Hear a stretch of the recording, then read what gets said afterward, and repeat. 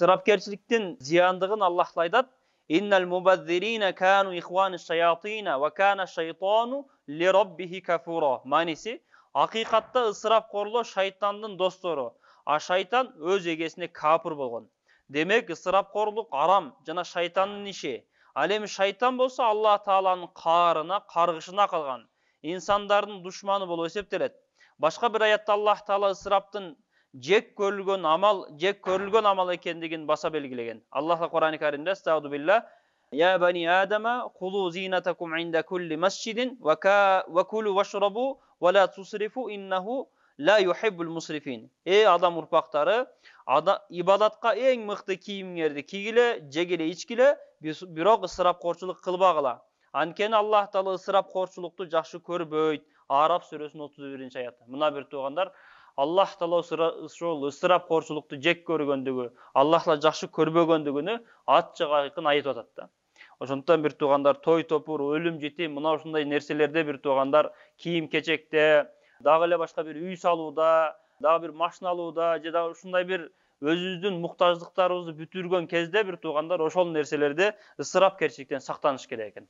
Ошо чектен ашпаш керек экен да. 4 комната, 5 комната үй сизге жетеби, бала чакаңыз менен, үй бүлөңүз менен, ата-энеңиз менен, анда ошончолук үй салып, ошол жерде жашай беришиңиз керек экен да.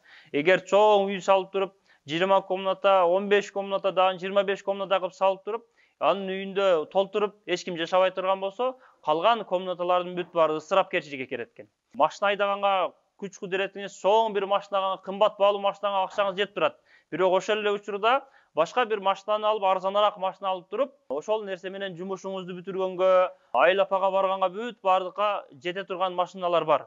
Бирок сиз ага болбой эле, ошо эл көрсүн, эл айтсын, эл десин деп туруп эле аша чаап кетип, жаңы машинаны алып, модели жаңы машиналарды алып, ысырапкерчилик кылган бир туугандар болбойт экен.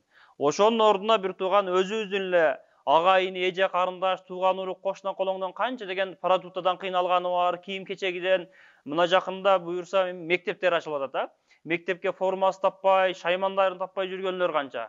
Эми ошого колдон келишинче мүмкүнчүлүк болсо жардам берип, ошолордун мектебин бүтүрүп, шаймандарын бүтүрүп, же кошуна колоңго продукт алып берип, тууган урукка жакшы жардам берип кое турган болсок, бир туугандар экинчи сооп болот экен.